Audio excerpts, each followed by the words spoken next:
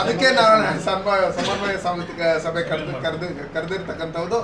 ಇವತ್ತು ಏನು ಸಾಂಕೇತಿಕವಾಗಿ ನಾನು ಸಂಸತ್ ನಿಧಿನಿ ಅಂತ ಹೇಳಿ ಮಾತಾಡ್ಸಕ್ಕಂತೇಳಿ ಬಂದಿರತಕ್ಕಂಥ ನಾವೆಲ್ಲ ಒಟ್ಟಿಗೆ ಒಗ್ಗಟ್ಟಾಗಿ ನಾವೆಲ್ಲ ಹಿರಿಯರ ಮಾರ್ಗದರ್ಶನ ಏನಿದೆ, ಪಕ್ಷದ ಮಾರ್ಗದರ್ಶನ ಏನಿದೆ, ಆ ನಿಟ್ಟಿನಲ್ಲಿ ನಾವು ಒಗ್ಗಟ್ಟಾಗಿ ಶಿಸ್ತಿನ ಸಿಪಾಯಿಗಳಂತ ನಾವು ಕೆಲಸ ಮಾಡಿ ಗೆಲ್ಸ್ಕೊಳ್ಳೋಂಥ ಕೆಲಸ ನಾವು ಮಾಡ್ತೀವಿ.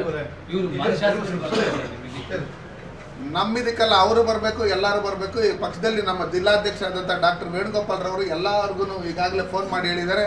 ನಾನು ಸಂಪಂಗಿಯವ್ರಿಗೂ ಫೋನ್ ಮಾಡಿ ಹೇಳಿದ್ದೀನಿ, ನಮ್ಮ ವರ್ತೂರ್ ಪ್ರಕಾಶ್ ಅವ್ರಿಗೂ ಫೋನ್ ಮಾಡಿ ಹೇಳಿದ್ದೀನಿ. ಇದು ನಮ್ಮೆಲ್ಲರ ಕ್ಯಾಂಡಿಡೇಟು, NDA ಮೈತ್ರಿಕೂಟದ ಅಭ್ಯರ್ಥಿ. ಹಂಗಿರ್ತಕ್ಕಂಥ ಸಂದರ್ಭದಲ್ಲಿ ನಮ್ಮಲ್ಲಿ ಏನೇ ಇದ್ರೇನು ಸಣ್ಣ ಪುಟ್ಟ ಅದನ್ನೆಲ್ಲ ಸೈಡ್ಗಿಟ್ಟು ನಾವೆಲ್ಲ ಒಗ್ಗಟ್ಟಾಗಿ ಕೆಲಸ ಮಾಡಿದ್ರೇ ನಮ್ಮ ಅಭ್ಯರ್ಥಿನ ಗೆಲ್ಸ್ಕೊಳ್ಳೋದಕ್ಕೆ ಸಾಧ್ಯ. ಆ ನಿಟ್ಟಿನಲ್ಲಿ ಎಲ್ಲರೂ ಬಂದು ಒಗ್ಗಟ್ಟಾಗಿ ಕೆಲಸ ಮಾಡ್ಬೇಕಂತೇಳಿ ಎಲ್ಲರಿಗೂ ಕರೆ ಕೊಟ್ಟಿದ್ದೀರಿ. ಎಲ್ಲರೂ ಒಗ್ಗಟ್ಟಾಗಿ ಕೆಲಸ ಮಾಡ್ತಾರೆ. ನಿಮಿಷ ಹೇಳ್ತೀನಿ ಕೇಳಿ. ನಾನು ಕಳೆದ ಬಾರಿ ಲೋಕಸಭಾ ಚುನಾವಣೆಗೆ ಬಂದಾಗ ನಾನು ಈ ಕೋಲಾರ ಲೋಕಸಭಾ ಕ್ಷೇತ್ರದಲ್ಲಿ ಗ್ರಾಮ ಪಂಚಾಯತಿ ಮೆಂಬರ್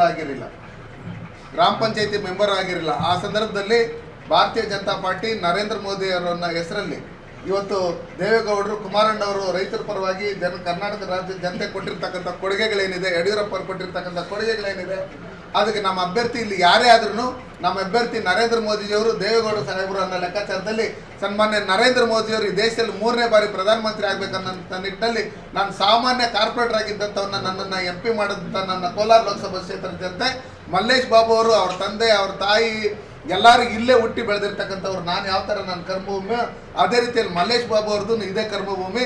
ಹಂಗಿರ್ತಕ್ಕಂಥ ಸಂದರ್ಭದಲ್ಲಿ ಇಲ್ಲಿ ವ್ಯಕ್ತಿ ಅಲ್ಲ ಮುಖ್ಯ, ನಮ್ಮ ಮೋದಿಯವರು ಮುಖ್ಯ, ದೇವೇಗೌಡ ಸಾಹೇಬರು ಮುಖ್ಯ, ದೇಶ ಮುಖ್ಯ. ದೇಶದ ಭದ್ರತೆಗಾಗಿ ನಾವೆಲ್ಲರೂ ಸೇಫ್ಟಿ ಆಗಿರ್ಬೇಕಂದ್ರೆ, ನಮ್ಮ ಮಕ್ಕಳ ಫ್ಯೂಚರ್ ಚೆನ್ನಾಗಿರ್ಬೇಕಂದ್ರೆ ಭಾರತೀಯ ಜನತಾ ಪಾರ್ಟಿ ಮತ್ತು JDS ಪಕ್ಷದ NDA ಮೈತ್ರಿಕೂಟದ ಅಭ್ಯರ್ಥಿನ ಗೆಲ್ಸ್ಕೊಡ್ಬೇಕಂತೇಳಿ ಈಗಾಗಲೇ ಕಾಂಗ್ರೆಸ್ ಪಾರ್ಟಿಯಲ್ಲಿ ನೀವು ನೋಡಿದ್ರಿ ಮಾಧ್ಯಮದವರು ಯಾವ ರೀತಿಯಲ್ಲಿ ಏನು ಮಾಡ್ತಾರೆ. ಅವ್ರು ಇಬ್ಬರು ಹೇಳಿದವ್ರಿಗೂ ಸಿಕ್ಕಿಲ್ಲ, 3ನೇವ್ರು ಸಿಕ್ಕಿದೆ. ಹಂಗಿರ್ತಕ್ಕಂಥ ರೀತಿಯಲ್ಲಿ ನಮ್ಮನೆ ಮಗನ ಮಲ್ಲೇಶ್ ಬಾಬು, ನಮ್ಮನೆ ಮಗನ ಗೆಲ್ಸ್ಕೊಂಡಂಥ ನಿಟ್ಟಿನಲ್ಲಿ ಕೋಲಾರ ಲೋಕಸಭಾ ಕ್ಷೇತ್ರದಲ್ಲಿ ಇರ್ತಕ್ಕಂಥ ಎಲ್ಲ ಜನ ಒಗ್ಗಟ್ಟಾಗಿ ಕೆಲಸ ಮಾಡ್ಬೇಕಂತೇಳಿ ನಾನು ಕೈ ನಮ್ಗೆ ಒಂದೊಂದು ಓಟು ಮುಖ್ಯನೇ. ಯಾರನ್ನೂ ನಾವು ನೆಗ್ಲೆಕ್ಟ್ ಮಾಡೋಂಥ ಪ್ರಮೇಯನೇ ಬರಲ್ಲ.